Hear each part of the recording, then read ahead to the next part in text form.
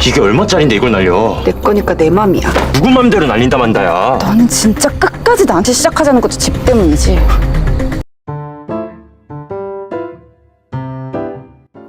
Sebelum datang ke rumah Mary, mantan tunangannya, Woju, sebenarnya berniat mengganti nama polis asuransi dan ia membutuhkan surat perceraian.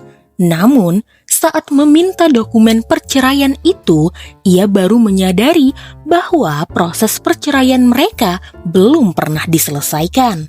Karena itu, ia mengira Mary masih menunggunya kembali. Dengan pemikiran seperti itu, ia pun datang ke rumah Mary sambil membawa bunga. Namun, sesampainya di sana, ia mendengar dari para tetangga bahwa pasangan yang tinggal di rumah itu adalah pasangan yang beruntung karena telah memenangkan rumah tersebut dari undian. Woju kemudian mencari tahu info lebih lanjut melalui sebuah artikel tentang pemenang undian rumah itu. Meskipun wajah mereka tertutup masker, Woju langsung mengenali bahwa wanita di dalam foto itu adalah Mary. Ia juga sadar bahwa pria di samping Mary adalah Kim Woju. Dan dari situ ia yakin bahwa keduanya telah merencanakan semuanya bersama-sama. Ketika Woju meminta penjelasan, Mary tidak menyangkal apapun. Ia menjelaskan bahwa ia sudah berulang kali mencoba menghubungi mantan tunangannya tersebut. Tetapi Woju terus menghindar. Bahkan Woju telah berselingkuh hingga membuatnya menjadi janda di atas kertas. Dalam keadaan tertekan dan tidak mampu berpikir jernih, Mary merasa tidak punya pilihan lain selain meminta bantuan kepada Kim Woju untuk berpura-pura menjadi suaminya. Mantan Mary kemudian mengancam akan melaporkan penipuan ini jika Mary tidak mengakhiri hubungannya dengan pria tersebut. Namun, Mary tidak mencoba menghentikannya. Memang sejak awal, ia berniat menyudahi segalanya karena takut akan ketahuan. Jadi ia berkata, lebih baik laporkan saja. Tetapi di sana Woju menolak. Ia hanya akan puas jika Mary memutuskan hubungan dengan cucu pemilik perusahaan kuliner tersebut. Jika tidak, ia akan membongkar kebohongan ini kepada semua orang dan membuat pria itu dikenal sebagai seorang penipu. Mary kemudian menghubungi Woju dan membatalkan pertemuan mereka dengan alasan sedang tidak enak badan. Woju pun mengerti dan menyarankannya untuk beristirahat.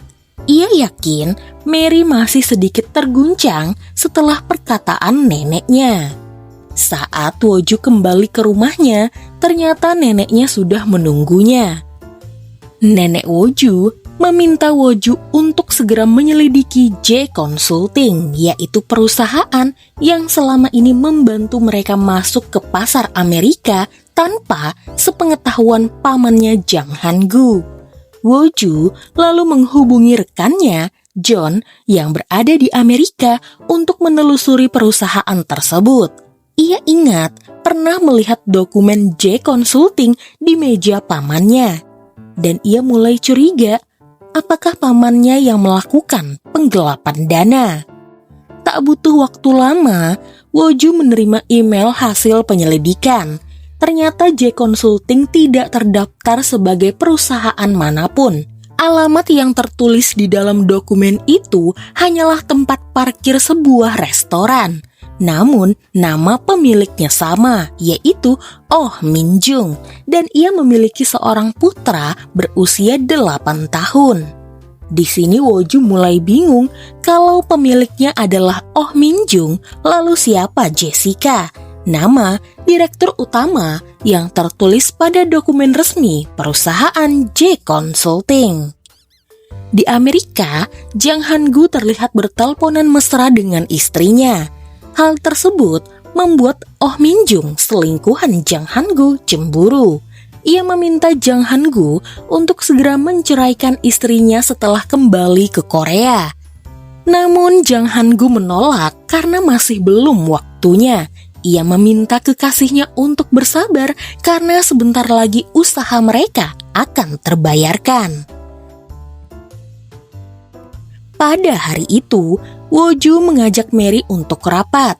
Namun, saat Mary keluar dari kantornya, ia melihat Woju tengah berada di luar dan menjemputnya untuk kencan di taman. Woju ingin bertanya karena mereka tidak ada waktu untuk berkencan. Apakah ada yang mengganggunya? Sehingga Mary seolah menjauhinya.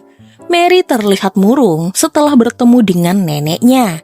Woju ingin Mary tidak terlalu memikirkan kata-kata neneknya karena itu hanyalah kalimat filosofi.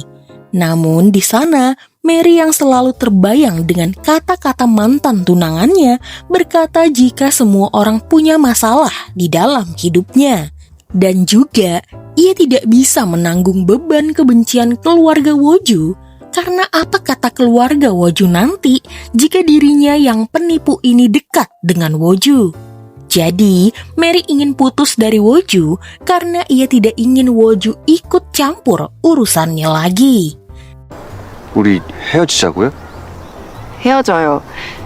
Sudah jelas, di sini Mary berusaha melindungi Woju dari ancaman mantan tunangannya. Mary pun terluka ketika ia harus berpisah dengan pria yang ia cintai. Ia takut Woju akan terluka. Namun, pada saat itu ia mendapatkan pesan dari Woju jika ia akan terus menunggu Mary. Di sisi lain, bos Baek Sang-hyun, Lee Seung-woo, diminta oleh wali kota untuk segera memberikannya 1 unit rumah di Beauty Palace jika ingin pembangunan tokonya berizin. Lee Sang-woo melampiaskan kekesalannya kepada Baek Sang-hyun karena di perumahan ini tidak ada unit yang kosong lagi kecuali 10 bulan lagi. Lee Sang-woo tidak peduli bagaimana caranya, Baek Sang-hyun harus segera memikirkan cara untuk mendapatkan rumah di Beauty Palace ini. Keesokan harinya di kantor, Woju mendapatkan laporan dari pihak keamanan bahwa beberapa waktu yang lalu ada seorang pria yang memaksa masuk dan membuat keributan. Pria itu berteriak mencari Woju dan juga pimpinan perusahaan. Ketika melihat rekaman CCTV, Woju segera mengenali bahwa pria itu adalah mantan tunangan Mary. Saat itu, ia juga sadar kemungkinan mantan Mary sudah mengetahui sesuatu dan itulah alasan Mary sempat menjauh darinya. Sementara itu di rumah Mary, mantan Mary kembali datang setelah mengetahui jika Mary telah memutuskan hubungannya dengan Woju. Ia mengatakan ingin kembali bersama Mary dan tinggal di rumah mewah ini. Namun, Mary menolak dengan tegas. Ia tak ingin kembali pada pria yang dulu pernah meninggalkannya dan bahkan ia berniat melaporkan penipuan ini pada pihak pengelola. Mantan Mary jelas menolak, seolah rumah itu juga menjadi haknya. Mary tahu mantannya memang tidak tahu malu. Ia hanya kembali karena mengincar rumah ini. Mantan Mary lalu mulai mengancam. Jika Mary melaporkan masalah ini, ia tidak akan tinggal diam. Baik Mary maupun Woju, cucu dari perusahaan kuliner besar itu akan menanggung akibatnya. Ketika ia hendak memukul Mary, Woju tiba-tiba muncul dan langsung memukulnya lebih dulu. Woju meminta Mary untuk menyerahkan dokumen perceraian itu besok agar mantannya tidak lagi memiliki alasan untuk mendekatinya. Ia juga mengatakan jika mantan Mary ingin melaporkan mereka berdua, ia tidak keberatan karena ia sudah merekam semua tindakan dan ancaman yang terjadi barusan.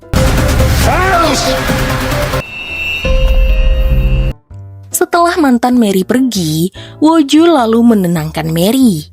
Ia mengatakan seharusnya Mary tidak menangani hal ini sendirian.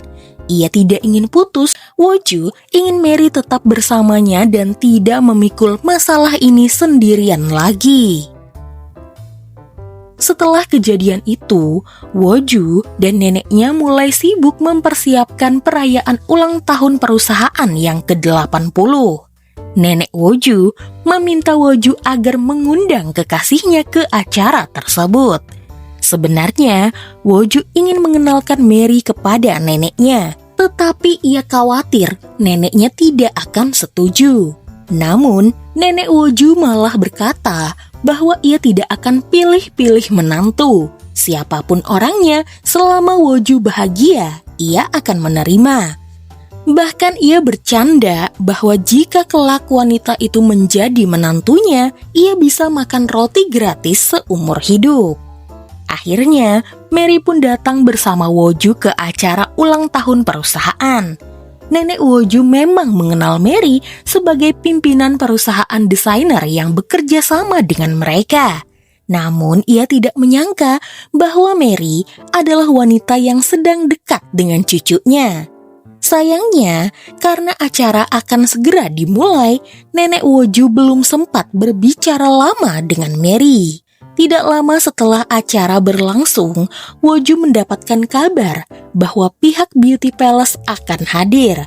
Mary khawatir Baek Sang-hyun juga ada bersama mereka, sehingga ia memutuskan untuk meninggalkan acara lebih dahulu.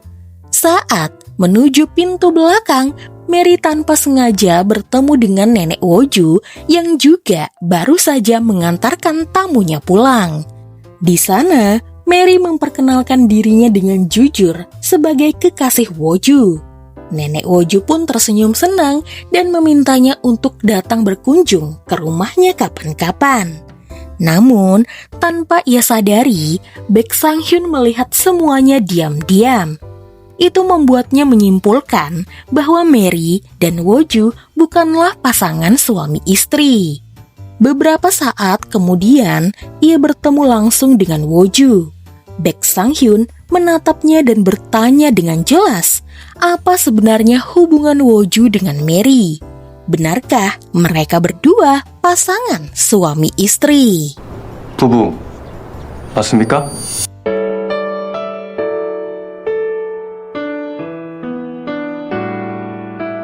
눈이 부셨었죠.